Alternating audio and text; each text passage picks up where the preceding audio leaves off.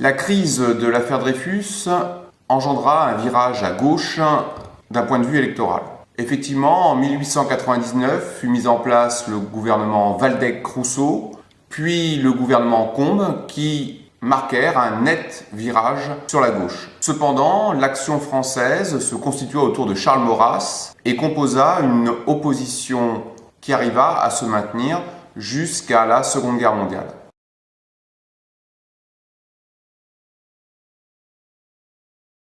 L'orientation à gauche se décline autour de 3 thèmes. Le premier d'entre eux est le vote de la loi du 1er juillet 1901 qui donna naissance au droit d'association. Cette loi joua un rôle majeur dans l'approfondissement de la démocratie par l'implication toujours plus grande de la société dans le politique, en particulier par la constitution de partis politiques qui fut tolérée. Ainsi naquirent le Parti radical, l'Alliance républicaine et démocratique, et la SFIO, la section française de l'Internationale ouvrière, en 1905.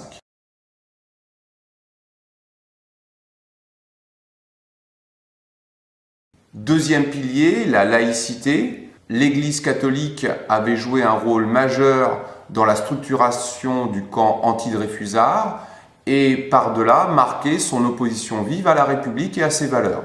Malgré le ralliement du pape à la République en 1893, on voit bien qu'une large partie du clergé est très hostile à l'idée républicaine.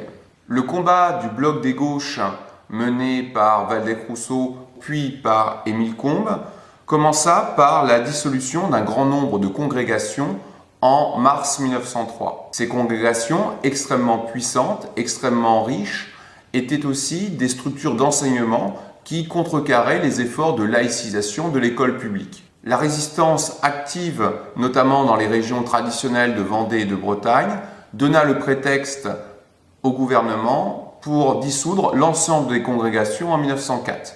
Le combat entre cléricaux et anticléricaux s'intensifia dans ces années et finalement, en décembre 1905, fut votée la loi de séparation des églises et de l'État. Ceci marque l'aboutissement d'un processus de laïcisation entamé dès le vote des lois scolaires de 1881 à 84. L'État ne finance plus les cultes, les Français ne sont plus obligés de déclarer leur religion.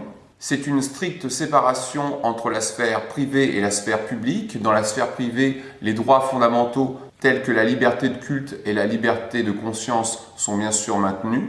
Mais dans la sphère publique, le citoyen doit faire preuve de neutralité absolue, notamment dans les espaces publics de l'État, comme l'école ou les services publics. Cette loi met donc fin au Concordat de 1801, mis en place par Napoléon Ier, sauf bien sûr dans les 3 départements qui appartenaient alors à l'Allemagne, ce qui vous explique qu'aujourd'hui, les 2 départements alsaciens et la Moselle soient toujours sous le régime du Concordat de 1801.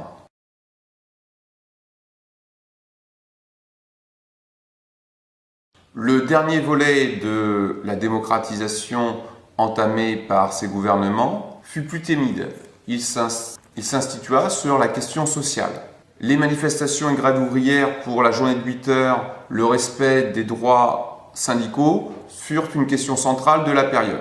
Le gouvernement en tint partiellement compte puisque une loi de réduction de travail de la journée à 8 heures de travail fut accordée pour les professions particulièrement difficiles comme les cheminots et les mineurs.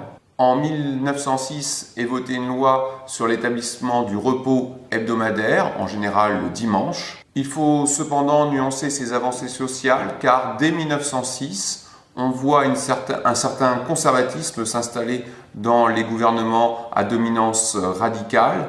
Effectivement, Georges Clemenceau n'hésita pas à utiliser la violence et la force pour réprimer des manifestations, notamment dans le Languedoc, où l'on releva 7 morts, mais également à Villeneuve-Saint-Georges, 4 morts. On voit là le retour à des méthodes autoritaires que l'on avait connues dans les années 1880-1890. Mais cette période précédant l'avant-guerre est surtout marquée par les tensions internationales croissantes, affaire du Maroc, tensions grandissantes sur la question de l'Alsace-Lorraine, renforcement des alliances avec la Russie et l'Angleterre, annonce déjà une autre période. Le gouvernement, à cette occasion, fait voter des lois d'exception. Ainsi, l'impôt sur le revenu ne doit pas être compris comme une mesure de justice sociale, mais comme un moyen de fournir à l'État les moyens nécessaires en cas de conflit. Le service militaire repasse à 3 ans.